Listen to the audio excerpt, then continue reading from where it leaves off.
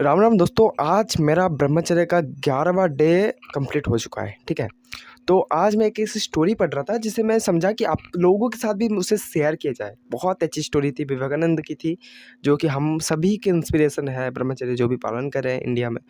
और इन्होंने ही वो मजबूती दी थी, वो पहली नींव डाली थी ब्रह्मचर्य की। ठीक है, विवेकानंद के बारे में सबको शायद पता होगा। तो ये स्टोरी है, जब विवेकानंद अमेरिका में गए थे और एक ब्रह्मचर्य के ऊपर चर्चा चल रहा था।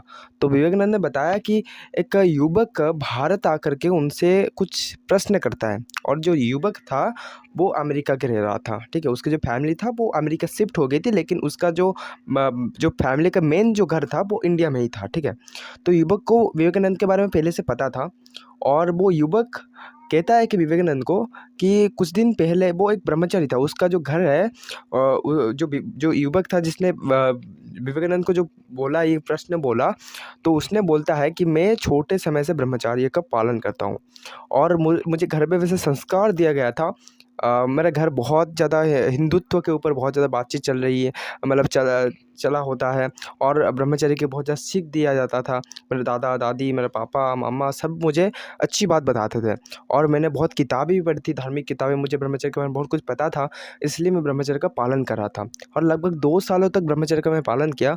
फिर मेरे को एक बीमारी हो गई, थोड़ी सी बड़ी बीमारी हो गई, और मैं हॉस्पिटल गया। हॉस्पिटल जब गया तो डॉक्टर ने पूछा, डॉक्टर के साथ ऐसे थोड़ी सी बात करने पर मैंने बोल दिया कि मैं 2 साल से ब्रह्मचर्य का पालन कर रहा हूँ। तो अमेरिका के डॉक्टर है, उसने समझ लिया, और उसने बोला, भाई साहब ये तो आप बहुत गलत चीज़ कर रहे हो, ये प्रकृति के विरोध है।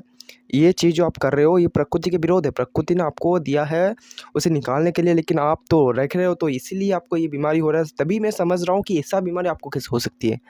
तो जो युवक था वो बहुत डर गया, और चारों तरफ से जो उसका क्वेश्चनरी है, तो उसके माइंड में घूमते रहे कि क्या ब्रह्मचर्य का पालन करना चाहिए कि क्या नहीं करना चाहिए, ऐसे बीमारी से आ रही है, क्या होगा, क्या मेरे साथ नहीं होगा। देखो भाई, बताता हूँ आपको। एक बार हाथ दूर है तो यहाँ से बैठ जा रहा हूँ थोड़ा सा, ठीक है। तो हाँ, जो युवक था उसने ऐसा, उसके दिमाग में ऐसा क्वेश्चन ऐसा आया, ठीक है। तो उसने सोचा कि जब मैं ठीक हो जाऊंगा तब मैं इंडिया जाऊंगा, और इंडिया जा कर के विवेकानंद से पूछूंगा इस चीज़ के बारे में। तो फिर उसने डॉक्टर से परामर्श लिया, और फिर उसका बीमारी भी ठीक ठाक हो गया। फिर वो गया, फिर वो आया इंडिया। इंडिया के विवेकानंद से मिला, और सारा जो चीज़ें हैं ना, विवेकानंद से बोला कि स्वामी जी मेरे साथ ये सब हो रहा है, और मैं 2 साल ब्रह्मचर्य पालन किया। फिर डॉक्टर ने मुझे बोला कि तुमको ये नहीं करना चाहिए, ये बहुत गलत बात है, आप प्रकृति के विरोध हो, और अगर प्रकृति के विरोध में आप काम करते हो तो प्रकृति आपको छोड़ेगी नहीं, ऐसी बीमारी देगी। तो डॉक्टर ने उसे ऐसा कहा था। तो जब वो युवक जा कर के विवेकानंद को ये सब चीज़ें बोला, तो विवेकानंद ने उसे एक ही बात समझाया कि देख बेटा, तू कहाँ का है, तू जन्म कहाँ से लिया है। तो वो बोला मैं भारत से नहीं हूँ। तो वो बोला, जो सॉरी, विवेकानंद ने बोले कि भारत एक देश है जिसने सभी देशों को ज्ञान दिया है, शिक्षा दिया है। भारत ही वो मेन देश है। अभी लोग मानते नहीं हैं, अभी वेस्टर्न कल्चर लोग मानते नहीं हैं कि हम इंडिया से सीख के आए हैं, हम वेदों से सीख के आए हैं। लेकिन तो वो चोर ही है ना, अगर आप देखोगे तो वेदों का चोर है। बाइबल बना है वेदों से, बहुत सारी तकनीकी उनके पास खोज किया वेदों से। नालंदा यूनिवर्सिटी 1000 से ज़्यादा पुस्तक हमारे रखी गई, तो उसको जला दिया गया। क्या बताऊँ आपको, हिस्ट्री के बारे में तो आप सबको पता होगा। लेकिन यहाँ से टॉपिक पे अगर आएंगे तो फिर विवेकानंद ने बोला कि देख बेटा, हमारा जो भारत है वो सभी विश्व को ज्ञान देता है, और तूने वहाँ का ज्ञान लेके यहाँ आया। तेरे दिमाग में एक लॉजिक होना चाहिए कि जो हमसे ज्ञान लेते हैं, अगर वो हमको ज्ञान दे तो कैसा होगा। यहाँ पर हमारा कोई बुद्धू नहीं होता है जो वेदों का लिखा है। बहुत बड़े बड़े महर्षि ऋषि लिखे हैं वेदों को, उनके ज्ञान प्राप्ति के बाद वो लिखे हैं, स्वयं ब्रह्मा जी लिखे हैं। वो गलत नहीं हो सकते हैं, उन्होंने समझा है ऐसा, ठीक है। और जो डॉक्टर ने तुझे बोला है ना, वो गवार है साला। डॉक्टर के नाम है गवार, मतलब क्या कर रहा है ऐसा तो विवेकानंद ने नहीं बोला था, बट मैं बोल रहा हूँ, ठीक है।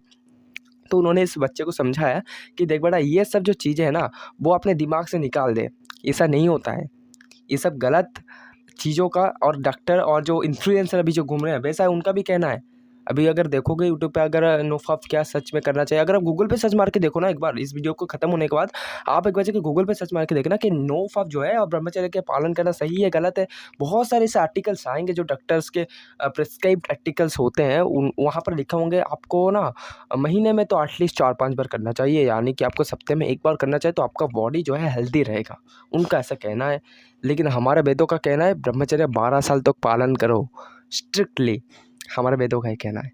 तो आप किसे मानोगे, हमारे वेदों का या फिर वेस्टर्न कल्चर का जो कि हमसे ही सीख के गए हैं? ये बहुत नॉर्मल क्वेश्चन है।